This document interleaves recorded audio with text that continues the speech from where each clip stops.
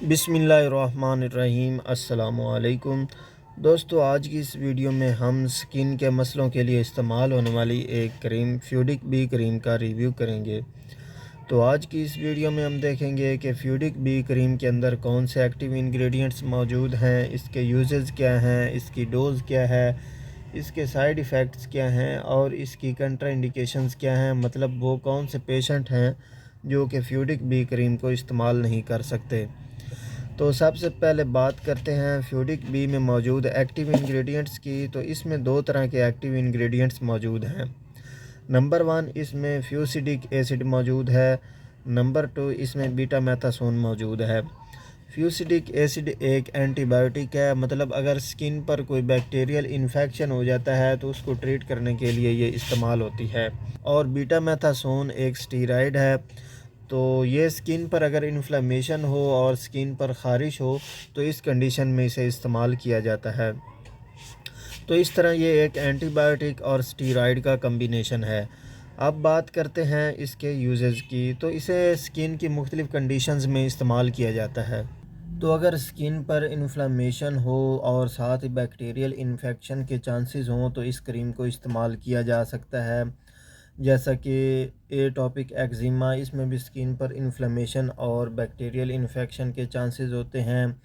Contact dermatitis, यानी कि किसी चीज़ के लगने की वजह से, किसी बैरूनी चीज़ के इन्फेक्शन की वजह से स्किन पर इन्फ्लेमेशन और सूजन हो जाती है। इसके अलावा सोराइसिस में भी इसे इस्तेमाल किया जा सकता है।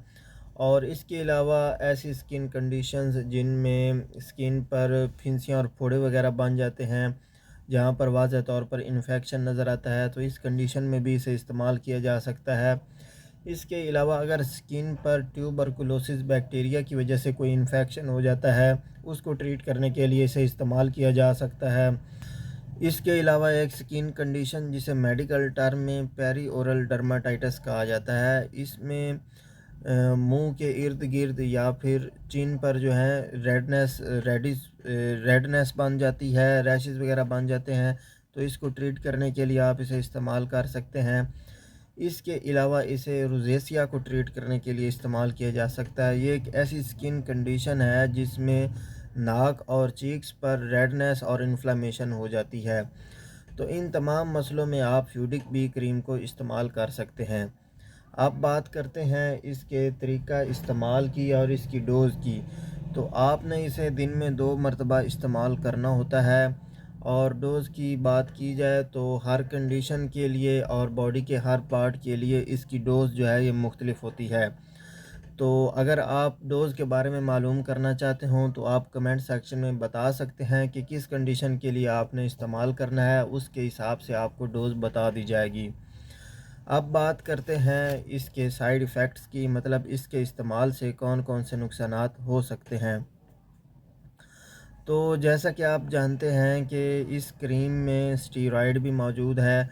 और स्टीरॉयड्स को अगर लंबे अरसे तक इस्तेमाल किया जाए तो जहाँ पर जिस स्किन पर इसे इस्तेमाल किया जाता है वो स्किन जो है सिकुड़ना शुरू हो जाती है, स्किन पतली होना शुरू हो जाती है और जो ब्लड वेसल्स हैं वो डायलेट हो जाती हैं। तो स्किन जो है रेड रेड रहना शुरू हो जाती है। तो वो ज़्यादा लंबे अरसे तक आपने इसे डॉक्टर के मशवरे के बगैर इस्तेमाल नहीं करना। अब बात करते हैं इसकी कंट्रा इंडिकेशंस की, मतलब वो कौन सी कंडीशंस हैं जिनमें आप फ्यूडिक बी क्रीम को इस्तेमाल नहीं कर सकते। तो सबसे पहले अगर आप इससे हाइपर सेंसिटिव हैं, यानी फ्यूसिडिक एसिड से हाइपर सेंसिटिव हैं या बीटा मैथासोन से हाइपर सेंसिटिव हैं, तो आप इसे बिल्कुल इस्तेमाल नहीं कर सकते। इसके अलावा अगर आपको बैक्टीरियल इन्फेक्शन नहीं है, फंगस इन्फेक्शन है, तो उसमें भी आप इसे इस्तेमाल नहीं कर सकते। इसके अलावा अगर स्किन की कोई ऐसी कंडीशन है जिसमें वायरल इन्फेक्शन है तो उसमें भी इसे इस्तेमाल नहीं किया जा सकता। इसके अलावा अगर कोई वाज़ह तौर पर ज़ख़म है, अल्सर वगैरह है, तो वहाँ पर भी इसे इस्तेमाल नहीं किया जा सकता। तो ये थी फ्यूडिक बी क्रीम की कंट्रा इंडिकेशंस। अब बात करते हैं इसकी प्राइस की। तो ये क्रीम आपको 372 रुपीज़ में मिल जाती है, यानी 372 रुपये में आपको मार्केट में मिल जाती है। तो कीमतें जो हैं ये बहुत तेज़ी से चेंज होती रहती हैं। तो कीमत हो सकता है जब आप परचेज़ करने जाएं तो चेंज हो चुकी हो। तो फ्रेंड्स, उम्मीद है आपको वीडियो अच्छी लगी होगी। वीडियो अच्छी लगी हो तो इसे लाइक और शेयर ज़रूर कर दें। और वीडियो देखते हुए अगर आपके माइंड में कोई भी क्वेश्चन आया हो तो आप कमेंट सेक्शन में पूछ सकते हैं। इंशाल्लाह आपके कमेंट का जवाब ज़रूर दिया जाएगा। चैनल पर न्यू है तो चैनल को सब्सक्राइब कर लें और साथ ही बेल आइकन पर क्लिक कर दें, ताकि आपको मेरी हर नई आने वाली वीडियो का नोटिफिकेशन बर वक्त मिलता रहे। अगली वीडियो आने तक अल्लाह हाफिज़।